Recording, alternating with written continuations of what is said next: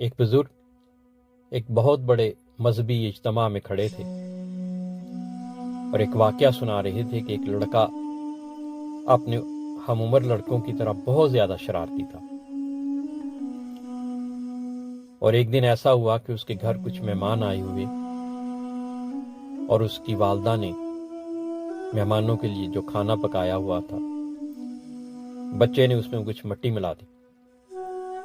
ماں کو جب پتہ چلا تو ماں کو بہت غصہ آیا اور غصے میں ہی بچے کو ڈانٹا کہ بھاگ جاؤ یہاں سے اور جاؤ، اللہ تمہیں کعبے کا امام بنائے۔ شیخ عبد الرحمن سدیش یہ بات سناتے ہوئے دھاڑے مار کر رونے لگے اور کہنے لگے کہ جانتے ہو وہ لڑکا کون تھا؟ وہ لڑکا آج آپ کے سامنے کھڑا ہے اور کعبے کا امام